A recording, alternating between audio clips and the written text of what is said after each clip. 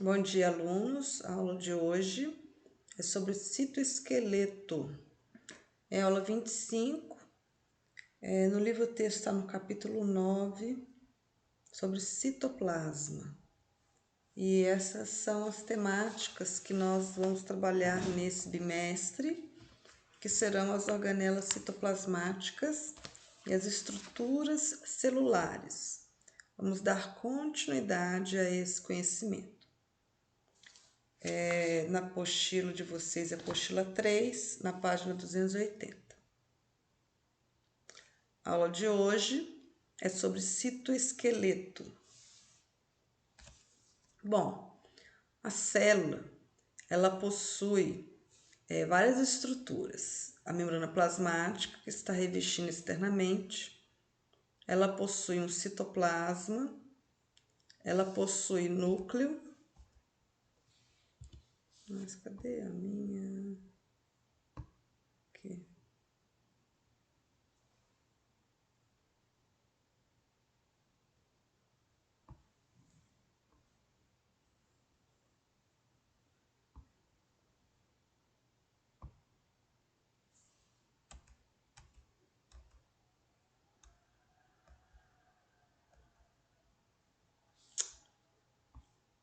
Saco.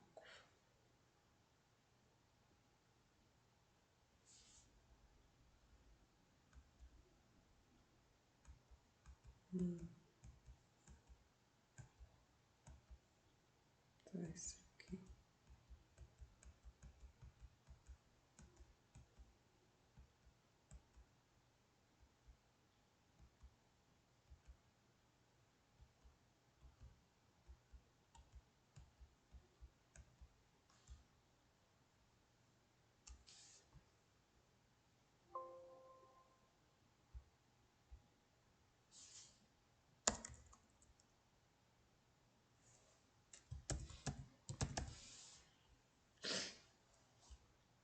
A aula de hoje, bom dia, é sobre citoesqueleto. A célula possui diversas estruturas. Membrana plasmática reveste externamente e internamente nós temos o citoplasma. O citoplasma é a estrutura interna da célula e ele vai ser composto por várias organelas. Na porção mais interna nós temos o núcleo, tá?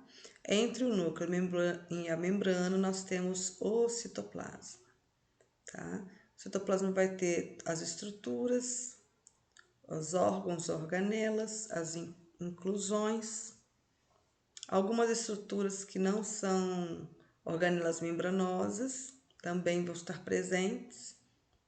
E além disso, no citoplasma a gente vai ter o citosol ou hialoplasma, que seria o colóide, a substância que está preenchendo internamente, tá? Que esse material ele tem uma característica viscosa, amorfa, transparente e é um local também onde ocorrem reações químicas.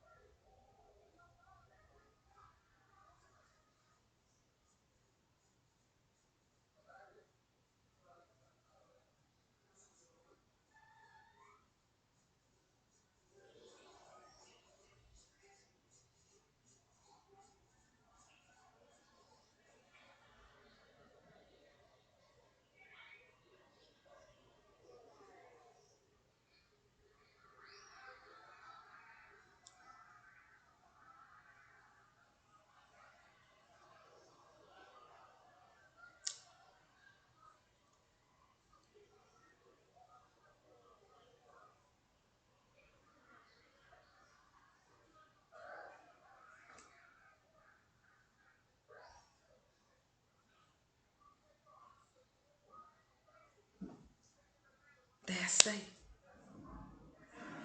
Vamos, desce aí.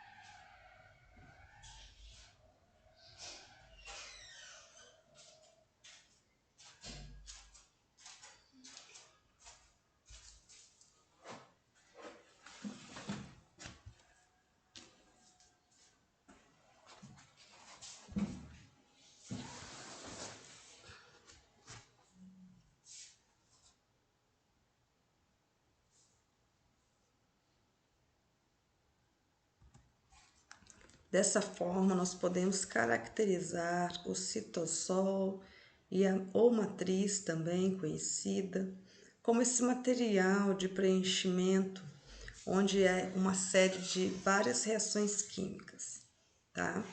Corresponde a 2/3 do citoplasma da célula, certo?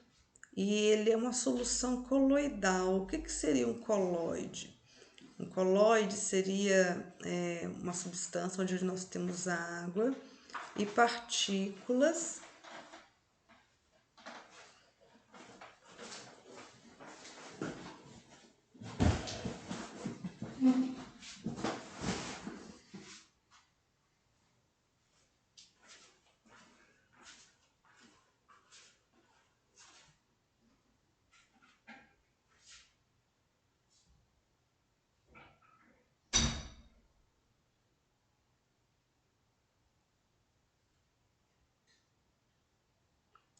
O que seria um material coloidal?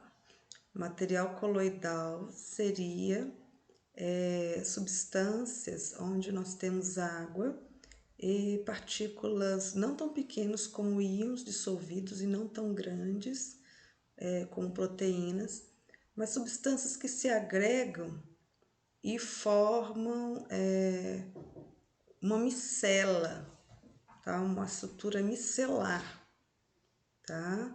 E isso dá uma constituição viscosa. A maior parte dessa substância que está ali dissolvida, ela está numa solução solúvel, mas ela pode adquirir um formato gelatinoso, tá? Nesse aloplasma é comum a presença de estruturas formando uma estrutura esquelética, que nós chamamos de citoesqueleto. O citoesqueleto é uma intrincada rede de filamentos proteicos que vão estar distribuídas ali no citoplasma. Essa estrutura, essa distribuição, ela vai depender do elemento que está sendo formado e a funcionalidade, né, o porquê dele estar nessa célula, tá? De uma forma geral, o citoesqueleto, ele dá o formato da célula, ele vai dar a estrutura celular e ele vai manter essa célula íntegra, contra a pressão, contra a atração, contra os movimentos daquele tecido, daquele órgão. Vamos lembrar que nós estamos falando de seres, inicialmente aqui, preferencialmente pluricelulares, tá? E esse citoesqueleto, ele vai exercer uma função em conjunto no tecido, certo? Então, ele é uma estrutura muito dinâmica, ela pode ser uma estrutura fixa, mas ela pode ser variável, se formando ou desfazendo, ela pode estar variando ao longo da funcionalidade celular. Ele pode mudar a forma da célula, fazendo com que ela tenha um movimento, tá? Permitindo ela o movimento. Assim como também o citoesqueleto é responsável pelo movimento de estruturas internas da célula, como organelas e outras estruturas que podem ser transportadas através de proteína transportadora, que se movimenta no citoesqueleto como um trem, um carro de trem sobre os trilhos. Dessa forma também, esse citoesqueleto, como ele é em forma de rede intrincada, ele mantém as organelas nos seus lugares, ajudando no posicionamento delas. Ela vai conectar estruturas à membrana, ela vai ajudar em todo o mecanismo de transporte interno da célula. Também, quando a célula vai se dividir, formando duas células no mecanismo de meiose e mitose, o citoesqueleto ali ele tem essa função. Vamos falar depois isso com mais detalhes, tá? O citoesqueleto ele faz uma interação mecânica com o ambiente. Em alguns casos, ela pode provocar uma alteração interna, dependendo da resposta externa a essa célula. Tá? Por isso que ele precisa dessa interação. E os movimentos que o citoesqueleto vai estar coordenando, ele vai ter uma certa ordem, como no caso dos movimentos ciliares, em que todos os cílios estão sendo movidos de forma coordenada, em sequência. Então, o citoesqueleto ele ajuda a dar essa coordenação. Vamos então falar do citoesqueleto. De que ele é constituído? Ele é constituído por filamentos intermediários de queratina, microtúbulos de tubulina e microfilamentos de actina. Então, essas três estruturas nós vamos destrinchar um pouquinho. Quando eu falo de filamentos intermediários, eu coloquei aqui um exemplo da queratina, mas diferente dos demais, os filamentos intermediários ele pode ter variação de estrutura química que vai compor, tá bom? Vamos falar aqui, mostrar aqui o citoesqueleto. Vocês podem ver aqui a actina conectada aqui próxima à membrana celular. Nós temos aqui os microtúbulos, dando aqui uma distribuição mais homogênea interna. E interessante aqui os filamentos intermediários, formando uma rede, onde ele se distribui por toda a parte interna da célula, ao longo do citosol. Aqui a gente consegue ver com mais detalhes. Eu quero que vocês atentem para a dimensão. Então, o maior deles é o microtúbulo, tá certo? O menor deles é a actina. E filamento intermediário não tem esse nome à toa, pois ele está entre os dois em tamanho, ok? Em torno de 10 nanômetros. Vamos abrir aqui um pouquinho mais e entender cada um deles. Filamentos de actina são os primeiros que eu quero apresentar. Eles são muito importantes para os mecanismos de movimento da membrana, da superfície da célula, quando a célula vai fazer mecanismos de fagocitose ou endocitose, que nos dois casos a mudança da forma, projeções da forma celular. Dessas projeções, elas vão envolver ações de filamento de actina, favorecendo essa estrutura. Esses filamentos de actina, eles são instáveis, eles se formam, mas eles podem se desfazer. Mas quando a gente tem os filamentos de actina associados a outras proteínas, aí elas vão ter uma maior estabilidade, como é o caso no músculo, onde a gente tem os filamentos de actina ligados a filamentos de miosina, tropomiosina, né? Então, essas proteínas associadas vão fazer com que a actina seja mais estável nesses complexos, certo? Bom, aqui a gente vai mostrar um pouquinho mais qual as funções que que a filamento de actina poderá estar desenvolvendo. Então, a gente pode perceber aqui, como eu falei, ela tem um importante papel na questão de estruturas da superfície celular, projeções que podem ser tanto transitórias como definitivas. No caso das microvilosidades, elas são projeções definitivas. No caso dessas projeções aqui, das fagocitoses, pseudópodes, que são projetados para poder fagocitar um alimento, elas já são intermediárias. Outra função, outro exemplo que a apostila apresenta, que a gente pode visualizar aqui, é na hora da célula se dividir na mitose ou meiose. Nas células animais são feitos esses feixes contráteis, que a proteína, a fibra de actina, os filamentos de actina vão estar fazendo, né? E depois vão estar reduzindo, realizando esse mecanismo de contração e divisão do citoplasma, chamados de anéis contráteis. Também nós podemos ver aqui a actina, como eu mostrei, como eu falei anteriormente, de uma forma mais estável, associada à miosina, formando miofibrilas nas fibras musculares.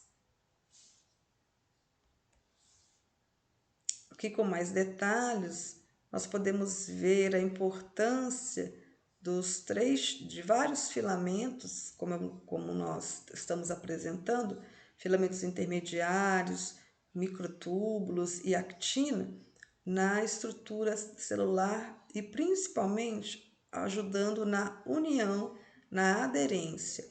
A gente consegue ver uma quantidade muito grande desses filamentos nos epitélios, pois os epitélios são camadas finas de células justapostas e que precisam ter uma adesão muito grande. Assim, toda essa maquinaria desse esqueleto está presente, mas não quer dizer que ela vai estar presente desta forma em todas as células, tá? Então, a gente consegue ver aqui os intermediários, como é que ele tem uma ampla distribuição, né, dos pontos celulares para baixo também, os microtúbulos e a actina, aqui toda ao redor, né, e fazendo as projeções para as microvilosidades. Aqui também com mais detalhes, a gente pode ver os filamentos de actina, são chamados de filamentos finos nesse caso, com filamentos de miosina, que são filamentos grossos. Essa estrutura do sarcômero, que é essa aqui, ela se repete, tanto, né, longitudinalmente aqui na fibra, tá? Essas fibras com várias células em paralelo vão dar, né, vão formar a estrutura muscular estriada, no caso aqui, por causa das estrias, essa estrutura que vai estar presente nos músculos.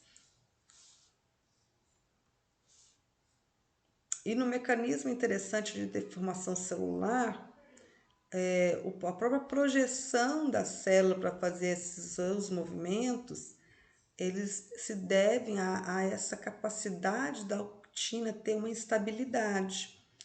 Então, quando geralmente as subunidades de actina, elas estão dispersas ali e elas podem se associar formando os filamentos. Ora, eles podem se desfazer, ora, eles podem se fazer. E é isso que acontece. Na hora que a célula vai se projetar para um lado, emitir prolongamentos, isso se deve à formação dos filamentos de actina. Quando eu quero que essas projeções se encerrem ou diminuam, eu faço a desestabilização dos filamentos do polímero e ele volta a ter as moléculas, as subunidades de actina dispersas ali e vice-versa. Também aqui a gente está fazendo as projeções em lados opostos aqui. Aqui a gente pode ver com mais detalhes a citocinese, o anel de contração e uma das funções da actina. Para a gente poder entender melhor, como eu falei, a actina é formada por várias subunidades, certo? E essa estrutura ela está polimerizada. Então, a gente vê um polímero de actina, vários monômeros de actina associados formando uma fibra, mas ela pode ficar instável e se dissociar em unidades dispersas ou monômeros. Então, aqui a gente pode ver já uma imagem, tá? Uma imagem de alta resolução, onde a gente consegue ver esses filamentos com largura aproximadamente de 7 nanômetros. Outro tipo de estrutura presente no citoesqueleto são microtúbulos que são formados de uma outra forma de proteína. Desta vez, o nome é tubulina. A tubulina também é formada de subunidades, monômeros. Nós temos a alfa e a beta-tubulina. Da mesma forma, ela pode se formar, pode surgir ou pode desestruturar, estar na forma dispersa no citoplasma, sendo assim uma estrutura instável. Então, aqui a gente consegue ver, né, são formadas por unidades alfa e beta tubulina. Essas unidades, elas se unem formando cordões, né? E esses cordões se projetam em paralelo, tá? Mas a formação é em forma de espiral. Elas vão se colocando em forma de espiral e vão crescendo, né? Formando essa estrutura de diâmetro maior que a actina e o tamanho a desejar ao interesse da célula. Essa polimerização vai depender de mecanismos internos e uma questão muito importante é a concentração de cálcio, que vai estar ali ajudando nessa agregação, tá? Tem também a participação de proteínas que vão dar origem a essa estrutura. Essas proteínas são chamadas de proteínas associadas a microtúbulos ou MAPs.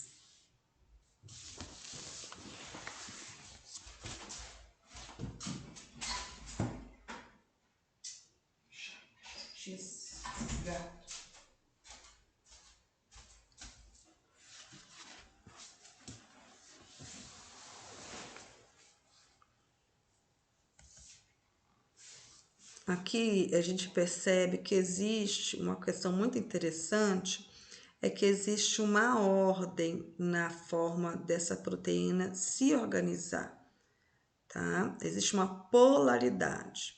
Nós temos uma extremidade mais, uma extremidade menos. A extremidade mais é onde as subunidades de tubulina estão se formando, agregando. E a extremidade menos é onde os elementos estão se desfazendo, tá? Então, essa polaridade ela é muito importante, pois sem essa polaridade ela não conseguiria direcionar o transporte celular, intracelular.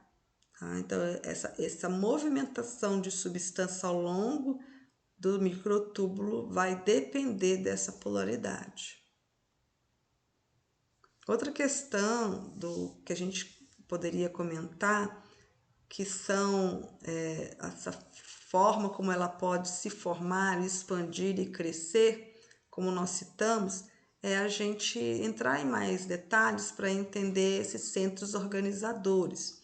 Esses centros organizadores são chamados de centrosomos e ele vai controlar a quantidade de microtúbulo que tem que ser formado naquela célula. Também o local e o direcionamento que ele vai seguir, tá? E esse centrosomo, ele fica num ponto estratégico na célula. Ele geralmente fica próximo ao núcleo, né? Quando a célula não está em mitose. Quando a célula está em mitose, ela vai se associar, vai ter um arranjo mais próximos à periferia, tá? Inclusive, durante a mitose, ele é duplicado. Ele vai duplicar e vai se associar na periferia.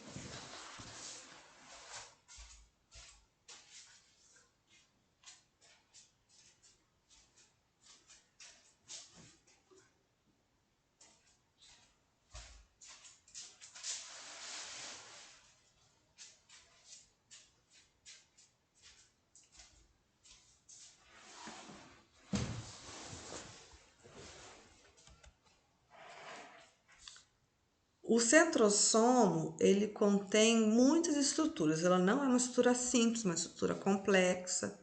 Vão conter mais de 100 estruturas, no caso, centenas de estruturas, em um formato parecido com um anel, tá?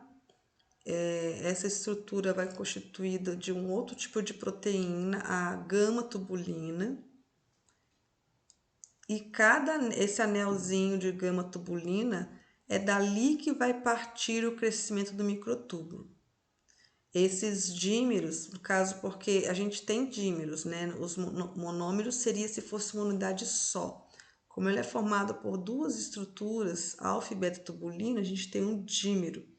Eles vão sendo adicionados ali, vão ser agregados a partir do anel de gama-tubulina, e aí a direção que ele vai crescer vai depender do objetivo celular, tá?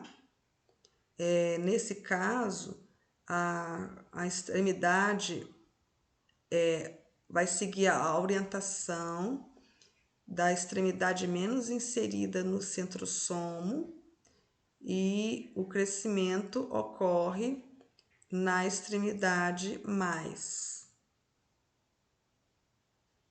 Vou mostrar na ilustração para vocês. No caso das células animais, geralmente esse centrosomo é composto por um par de centríolo. Então, a gente tem aqui, ó, esse seria o centrosomo. A gente percebe que não é somente o centríolo que está aqui dentro, mas nós temos várias outras estruturas. Aqui está o anel de gama-tubulina, que vão estar nesse complexo. E aí nós vemos as extremidades aqui que se formam. Então, a gente tem extremidades onde vai estar ali inserido o crescimento, tá? A partir desses anéis de gama-tubulina, onde vai haver o direcionamento, o crescimento desse microtúbulo, tá?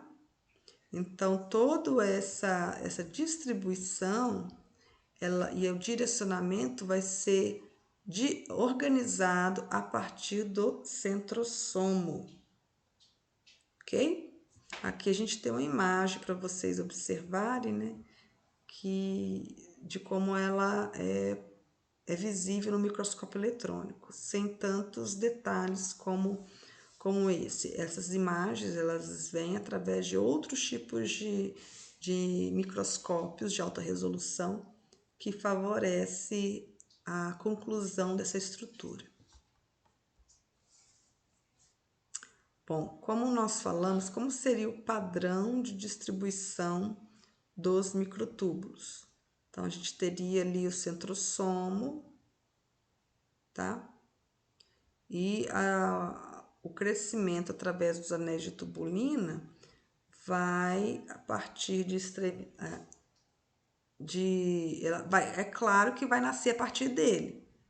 Então, a porção mais interna seria a extremidade menos, e a porção mais extensa, a porção mais extrema, seriam todas porções mais.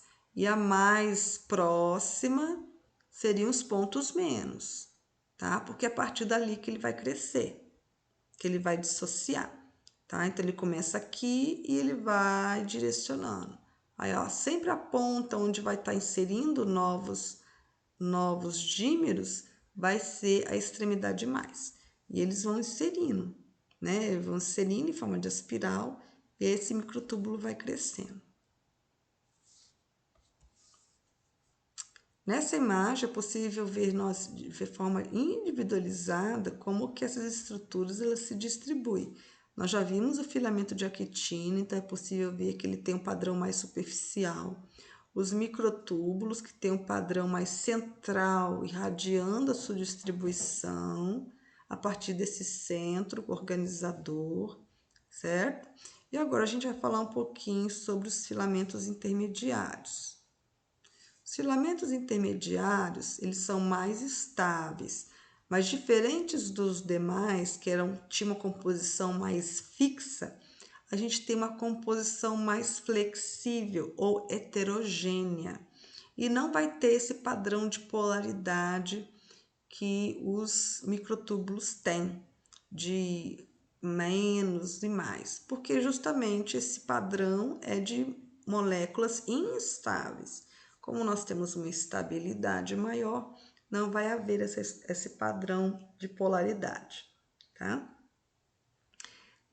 Conforme vimos aqui, olha, os filamentos intermediários, eles formam uma rede que ele corta toda a estrutura celular. Então, a sua importância está nessa distribuição, porque ele começa a partir ali, ele vai estar se formando, e onde ele vai chegar ali perto do núcleo, ele vai ao redor desse núcleo, ele vai ficar fazendo uma zona ao redor desse núcleo, que é a zona perinuclear. E ele vai dali até a porção externa da membrana.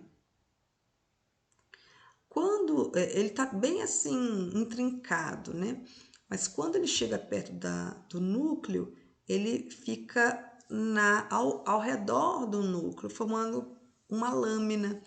Aí essa lâmina nuclear, que é possível visualizar em alguns tipos de preparo histológico e alguns tipos de microscópio, como vocês podem ver aqui, ó. Tá bom?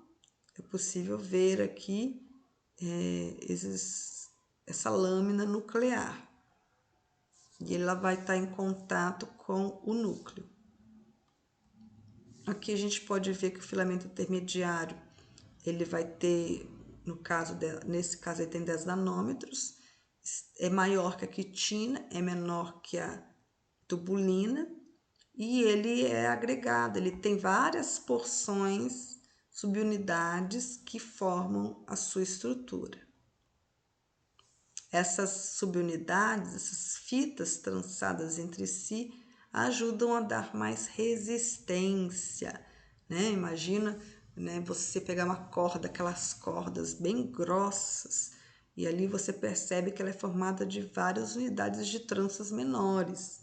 E essas tranças menores têm fibras, né? E essas fibras têm linhas. Então a gente tem uma complexidade de unidades que estão se agregando ali.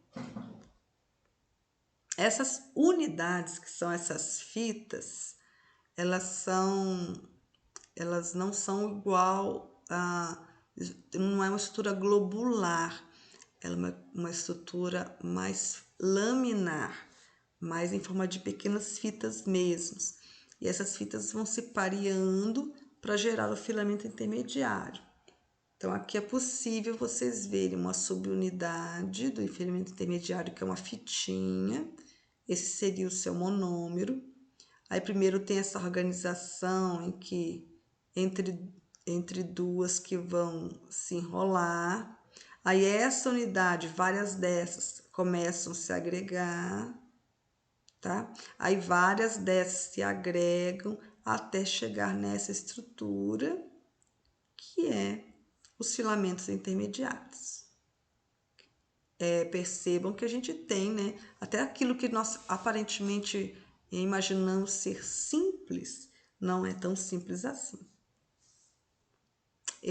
Onde que a gente vai ter mais esses tipos de filamentos? Em células submetidas a estresse mecânico, porque como uma das funções do citoesqueleto é resistir às trações. E a estrutura que vai favorecer muito essa resistência à tração são os filamentos intermediários. E ele vai ajudar a impedir que a célula estoure. Numa tração, você passar a mão na célula, quando você estica a pele, o que faz com que a pele não arrebente na hora que você estica, que ela volte ao seu formato depois desse momento de tração? São todos estão ali participando, óbvio, né? Mas o principal elemento do citoesqueleto é o filamento intermediário. Então, aqui você percebe, aqui estão o filamento intermediário, né? Ele faz contato com estruturas de adesão, que outros também se ligam, e tudo isso vai dando adesão às células, à estrutura, né? Ao tecido. Então, isso somado vai favorecer muito. Quando acontece a tração, olha o que acontece, ela não se arrebenta. Então, existem alguns tipos de doença que não consegue formar o filamento intermediário. Aí, o que acontece? Quando a tração, ela arrebenta. E tração que eu falo, não é alguém te dar um beliscão, puxar a pele. O tempo todo a gente está tendo tração da pele, né? Quando a gente esfola numa parede, quando eu tenho eu passo a mão no corpo, nós estamos movendo esse epitélio e para resistir, para que se rompa, a gente tem que ter esses filamentos intermediários. Mas será que todos têm? A gente vai ver que existem casos de pessoas, né, que por um problema genético não conseguem ter de forma adequada e saudável. Como eu falei também, eu citei lá no começo, filamento intermediário de queratina, porque um dos grandes principais filamentos presentes na maior parte das células são esses. Nas células epiteliais desses órgãos, desses tecidos e assim vai. Só que não é só esse tipo de proteína que está presente. No caso, filamento de queratina. Outras estruturas, como células musculares, células da glia, tecido conjuntivo, fibroso, vão produzir filamentos de vimentina. Aí vai ter uma outra estrutura química que vai se associar, que vai se agregar entre si para formar o filamento intermediário. No tecido muscular liso, principalmente próximo nas linhas Z do músculo esquelético, a porção central ali das fibras, a gente vai ter um filamento intermediário chamado de desmina. Essa desmina ajuda na conexão da fibra muscular com outros tecidos. Outro também seriam os neurônios, que vão ter um tipo de filamento intermediário mais especializado, porque a célula nervosa ela não tem o formato da célula igual a gente está acostumado, uma célula redondinha. Ela vai ter muitos filamentos, muitos prolongamentos dos neurônios, né? E esses filamentos têm que acompanhar a sua forma celular. Por isso, nos neurônios, a gente tem um filamento intermediário um pouco modificado em forma e em composição. E aí nós resolvemos chamar de neurofilamentos. As células da glia, que também são células acessórias do sistema nervoso, ela vai ter também filamentos intermediários num grupo de células chamadas de astrócitos.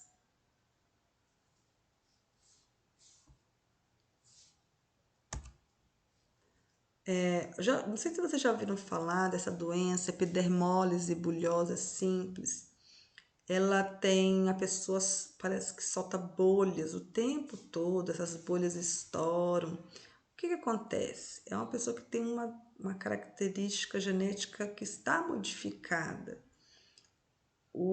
Ela tem ausência de produção de queratina normal, igual a que nós temos. E por causa disso, a pele vai se romper com muita facilidade. Qualquer atrito, qualquer coisinha, passar de mão que você tenha, a criança vai formar uma bolha, vai estourar, vai ficar aquela parte cutânea, né, da pele visível, exposta, e vai ficar bem dolorido. Por isso que quem tem geralmente, né, já é manifesto na infância, e as crianças sentem muito essa doença. Por isso que é importante nós nos mobilizarmos sempre que verificarmos que uma campanha está sendo feita. Olha aqui na imagem o que acontece. Essa aqui é uma imagem de um epitélio perfeito. Olha a imagem da quem tem epiderme bolhosa. Qualquer traçãozinha, esse empurrão, um relato de que apareceu uma oportunidade melhor.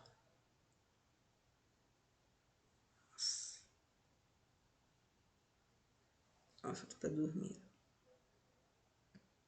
Na epidermólise bulhosa, a queratina defeituosa, ela não vai conseguir manter uma aderência às células epiteliais ao conjuntivo e manter a estrutura. Com isso, as células vão se romper e vai formar uma lesão ali presente, como uma queimadura, né? Como uma bolha, formando ali, extravasando líquidos naquela região, e depois essas bolhas podem estourar e expor a pele, a parte do conjuntiva ali, causando grande incômodo, como vocês podem ver nas imagens. Então é isso, meus queridos. Agora a gente vai para nossa aula ao vivo no Hangouts, para que a gente possa fazer os nossos exercícios. Fiquem com Deus e até semana que vem.